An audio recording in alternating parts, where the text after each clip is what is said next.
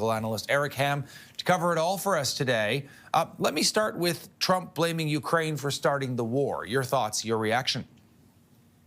Yeah, many probably thought that was just excited utterances, but we've already seen, secondly, another post by Donald Trump out today where he actually doubles down, calling President Zelenskyy a third-rate comedian, and that he somehow swindled the United States out of $350 billion, and that somehow he is an illegitimate president, and talks about his poll numbers. So I think what we're seeing here is this is a growing war of words between President Zelenskyy and Donald Trump, and I don't think this is going to end well for either. Now, we know Donald Trump has made ending the war in Ukraine one of his central campaign issues, and clearly he wants to get this done to be able to do another victory lap on this issue.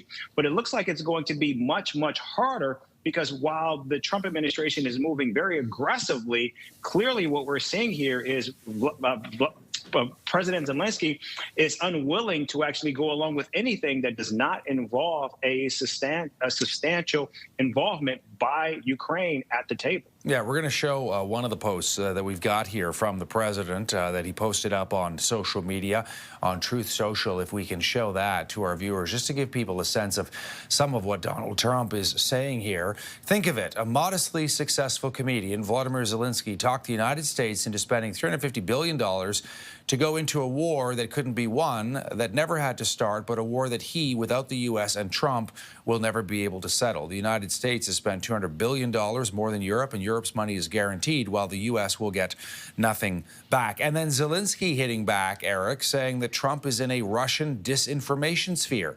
Thoughts on that?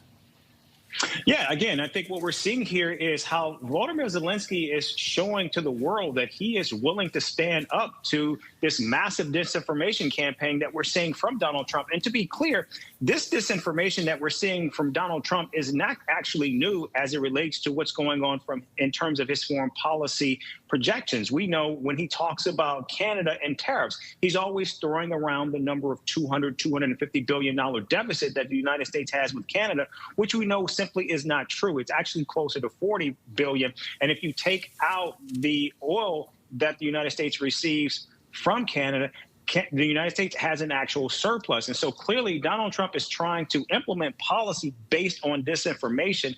And I think now we're seeing, at least with Zelenskyy, he's actually hitting back, and he's hitting back hard. And what about those polls we talked about from Reuters and Ipsos? People saying the country is on the wrong track, and his own approval ratings, the president's, declining from when he was inaugurated, less than a month ago, Eric. What are we to make of that? Well, I don't think that's actually something that the president should be alarmed by, because if you go back to his first term, Donald Trump's poll numbers always hovered in the high 30s to low 40s. So the fact that he actually went from 47 to 44%, that's actually very, very good. Now, what is alarming and surprising is we have to remember Donald Trump is still in the quote unquote honeymoon phase of his presidency. But clearly what we're seeing here is those numbers are falling very, very fast.